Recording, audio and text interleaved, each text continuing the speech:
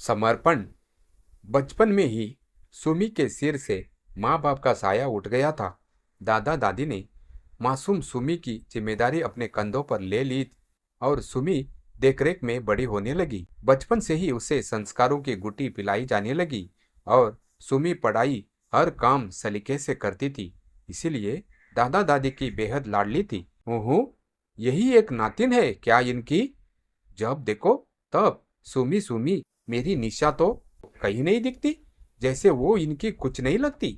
सुमी की चाची अपनी गुस्सा चाचा जी पर उतार रही थी। तुम भी रेणुका, अब क्या बोलूं, रोज एक ही बात लेकर बैठ जाती हो।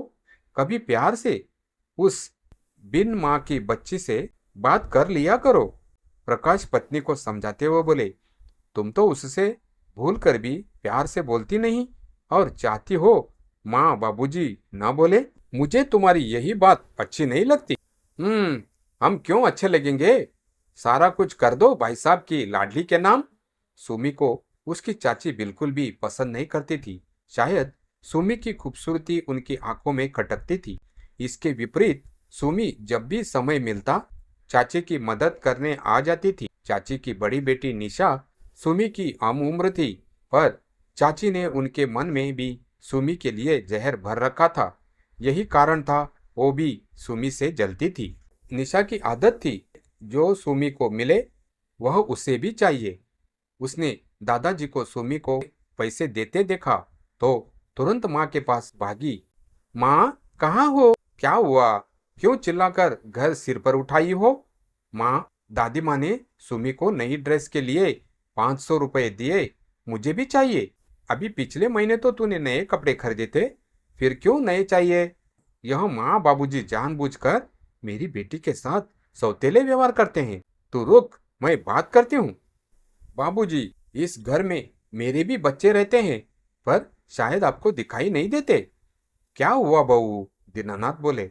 क्यों अनजान बनते हो बाबूजी? इस घर में और भी बच्चे हैं, उनके बारे में भी सोच लिया कीजिए। सुमी को किस बात के पैसे दिए आपने? बहू, मैंने सुमी के लिए लड़का देखा है और वो लोग 1-2 दिन में उसे देखने आने वाले हैं। पुराने कपड़े पहनेगी तो लड़के वाले क्या कहेंगे? सुमन की शादी उसके दादाजी ने अपने मित्र के पोते से तय कर दी। लो कर लो बात। इतना कांड रच लिया और मुझे जानकारी ही नहीं। क्यों माँ जी? प्रकाश ने कहा वो तुम्हें बता देगा। क्या उसने नहीं बताया तुम्हें? हमें लगा तुम्हें सारी जानकारी होगी। सब समझ आ रहा है मुझे। मेरे खिलाफ हमेशा ही षड्यंत्र रचे जाते हैं। रेणुका बड़बड़ाते हुए चली गई। 2 दिन बाद सुरेंद्र कुमार अपने बेटे बहू और पोते आकाश के साथ सुमी को देखने आ गए। दीनानाथ जी घर में कोई कलह नहीं चाहते थे, तो खाने पीने की व्यवस्था करने के लिए हलवाई बुला लिया था। यह देख रेणुका बहुत खुश हो गई और अच्छी होने का दिखावा करती रही। आपकी पोती तो हमें पसंद आ गई दीना, अब फैसला मेरे बच्चों के हाथ में है। सुमी के चेहरे पर शर्म की लाली छा गई। आकाश के माता पिता बोले, सुमी हमें भी पसंद है अंकल जी, बच्चों को अकेले बात कर लेने देते हैं, वो एक दूसरे के बारे में क्या सोचते हैं। दोनों को अंदर कमरे में भेज दिया जाता है। थोड़ी देर में ही आकाश वापस आ गया और माँ के कान में धीरे से कुछ कहकर चुप बैठ गया। सुरेंद्र, क्या बात है? आकाश, क्या तुम्हें सुमी पसंद नहीं? आकाश की सुरभि बोली, नहीं नहीं अंकल जी, हमें यह रिश्ता मंजूर है। सुरभि मुस्कुराते हुए बोली, सुमी बेटा, आप क्या चाहती हो? सुमी को भी आकाश पसंद आया, वो हाँ कर देती है। दोनों में फोन पर बातचीत शुरू हो गई थी। सुमी मन ही मन वो आकाश को चाहने लगी थी। आकाश भी सुमन से बहुत प्यार करने लगा था। सुमी के लिए इतना सुंदर घर और वर देखकर सुमी की खुशियां चाची और निशा को अखरने लगी। चाची अब इस कोशिश में थी, काश सुमी की जगह निशा आकाश की शादी हो जाए। सगाई की तैयारी शुरू हो गई थी।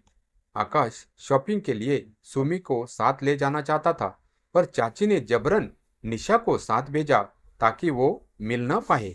बहू, तुम्हारे दिमाग में क्या चल रहा है? आकाश और सुमी के साथ निशा का जाना जरूरी था क्या? हाँ जरूरी था माँ जी, दोनों जवान है, कुछ ऊंच नीच हो गई तो उसका भुगतान तो मुझे और मेरी बेटियों को करना पड़ेगा। आप लोगों की जिंदगी कितने दिन की है? दीनानाथ और कामिनी चुप बैठ गए। रेणुका को जल्दी समझ आ गया कि आकाश की माँ सुरभि की आकाश की शादी को लेकर आकांक्षाएं तो बहुत है, पर ससुर की बात का मान तो रखना ही था। यह सोचकर वो शादी के लिए राजी हो गई थी।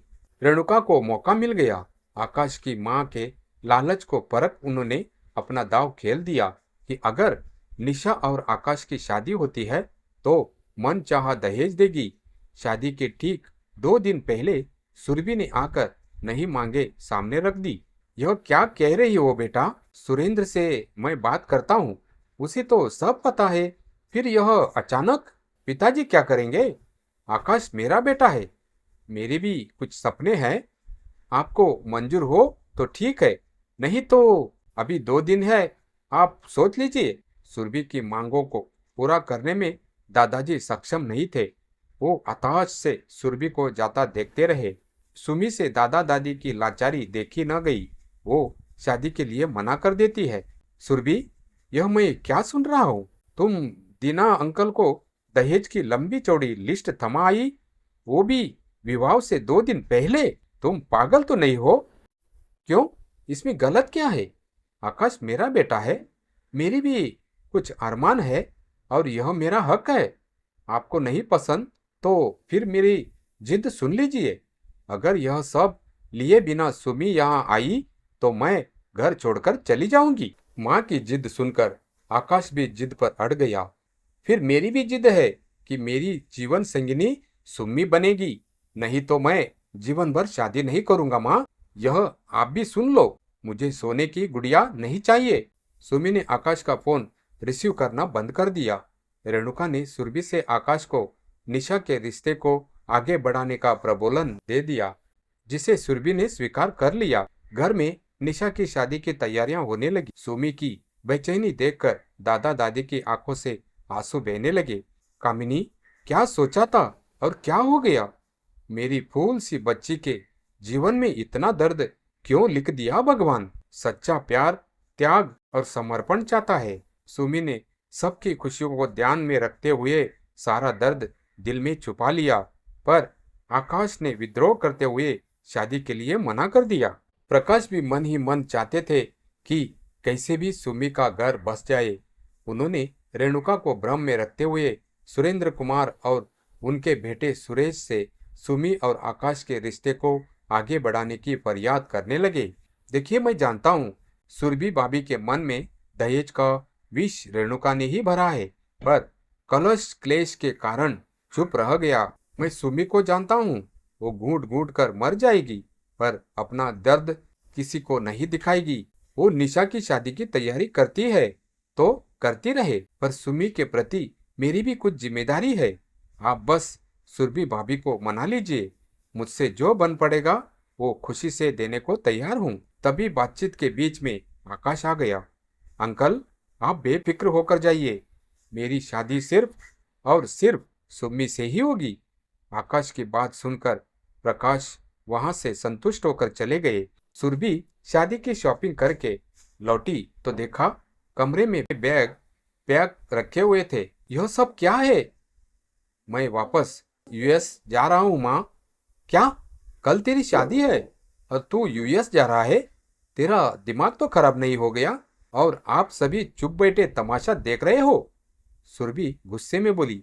माँ, 1 मिनट शांत हो, पहले फिर मेरी बात सुनो। मुझे कुछ नहीं सुनना। तू कहीं नहीं जा रहा है। यह सारा सामान अंदर रखो। ठीक है, मत सुनिए। आपसे कुछ कहने का कुछ फायदा नहीं। आपने तो बेटे के लिए एक जिद्दी, घमंडी, बदतमीज लड़के का चुनाव कर लिया है। आपने माँ होने का कर्तव्य निभा दिया। अब जरा मेरी बात का जवाब दीजिए। निशा की माँ ने अपने स्वार्थ के लिए अपनी भतीजी की खुशियों की बलि चढ़ा दी। आपको क्या लगता है उनकी बेटी आपके घर को खुशियों से भरेगी? जवाब दीजिए माँ। सुमी ने अपने घर की सुख शांति के लिए कितना बड़ा त्याग कर दिया वो नहीं दिखाई दिया। सबकी खुशियों को ध्यान में रखते हुए चुपचाप हालात के आगे समर्पण कर दिया। अब बताइए, दया ममता से भरी हुई लड़की आपके घर को खुशियों से भरेगी या स्वार्थ में डूबी लड़की? फिर भी अगर आप सही है तो मैं आपकी खुशियों के लिए अपनी जिंदगी दांव पर नहीं लगा सकता। बहू, बुरा मत मानना, पर कल जब तुम्हारे सामने आकाश की जिंदगी कलह क्लेश से भरी होगी तो क्या तुम खुश कर पाओगी? नहीं ना। अब भी समय है, मान जाओ और सुम्मी को स्वीकार कर लो। आकाश की बातें सुनकर सुरभि को समझ आ गई कि वो लालच में अंधी होकर कितना गलत करने जा रही थी। जो लड़की बहन का हक छीनकर खुश होती है वो मेरा घर क्या संभालेगी? मुझे माफ कर दीजिए बाबूजी, पर अब क्या बहू? मैं रेणुका जी को मना कैसे करूं? सुरभि बोली। तुम हाँ कर दो, बाकी प्रकाश जी देख लेंगे। बस पहले से किसी से कोई बात नहीं करना, सुरेश ने कहा। तो सुरभि ने गर्दन हिलाकर स्वीकृति दे दी। नियत समय पर बारात द्वार पर पहुंच गई थी। बारात की आवाज सुनकर सुमी भागकर अपने कमरे में चली गई और रोने लगी। सामने की मेज पर रखा शादी का जोड़ा उसे मुंह चिढ़ा रहा था। सुमी, प्रकाश की आवाज सुनकर सुमी ने जल्द से आंसू पोंछ लिए। जी चाचा जी, अभी आई। सुमी उठकर बाहर निकल रही थी कि चाचा कमरे में आ गए। तू तैयार नहीं हुई अभी तक? साथ में आई लड़कियों से सुनो, जल्द से इसे तैयार करके नीचे लेकर आओ, और यह रखा है शादी का जोड़ा। पर चाचा जी, तू चिंता मत कर सुमी, तेरी चाची को अच्छे से समझा दिया है, अब सब ठीक है। चल जल्दी से तैयार हो जा, आकाश इंतजार कर रहा है। प्रकाश मुस्कुराते हुए बोले तो सुमी शर्मा गई। प्रकाश मुस्कुराते हुए चले गए। सुमी और आकाश की शादी हो गई और सुमी विदा हो गई। दीनानाथ और कामिनी सुमी का घर बस जाने से बहुत खुश थे। माँ, आप कुछ बोली क्यों नहीं? निशा माँ से झगड़ा कर रही थी। इतनी बड़ी साजिश, जैसे मैं सौतेली बेटी हूँ। माँ, कुछ बोलो तो। क्या बोलूं? तेरे पिता ने तलाक के पेपर सामने रख दिए थे। मैं अनपढ़ इस उम्र में अलग होकर कैसे गुजर बसर करूंगी? लोग हंसेंगे, थूकेंगे मुझ पर कि अपने स्वार्थ के लिए अपनी भतीजी के साथ साथ अपना घर बर्बाद कर लिया। तेरे लिए अपना घर तो नहीं उजाड़ सकती थी, तलाक के पेपर कहाँ है? जरा मैं भी तो देखूं। निशा पेपर मांग कर देखती है तो चौंक गई और सिर पर पकड़कर बैठ गई। माँ, पापा ने तुझे पागल बनाकर सुमी की शादी करवा दी। यह तो एफडी के पेपर है जो दादाजी ने सुमी के लिए तुड़वाई थी। तो तुम्हें क्या लगा मैं सही? मैं तलाक दे सकता हूँ? प्रकाश अंदर आते हुए बोले। मैं तुम लोगों जैसा स्वार्थी नहीं हूँ जो अपनी खुशी के लिए किसी की खुशियां छीन लूं। रेणुका, तुम्हारे कारण मैं कभी उस बच्ची को गोद में उठाकर प्यार नहीं कर पाया, क्योंकि मैं ऐसा करता तो तुम कलह करती और उसके साथ साथ माँ बाबूजी का जीना मुश्किल कर देती। स्वार्थ कभी भी खुशियां नहीं देता रेणुका। खुशी पाने के लिए त्याग और समर्पण भी चाहिए। यह बात तुम्हारी समझ में नहीं आई, पर सुरभि भाभी को समझ आ गई और उन्होंने भी सुमी को बहू मानने का फैसला कर लिया। अब जरा तुम भी कुछ अच्छे संस्कार निशा को देना शुरू कर दो, बेहतर होगा। तुम्हारी खुशी के लिए ही मैं सुमी से दूर भागता रहा, पर फिर भी तुम उसकी जिंदगी में जहर ही घोलती रही। अब सुधर जाओ या कलह मचाओ, कुछ भी करो। सुमी का घर बस गया, अब मुझे कुछ फर्क नहीं पड़ता। प्रकाश जाकर माँ बाबूजी के पास बैठ गए।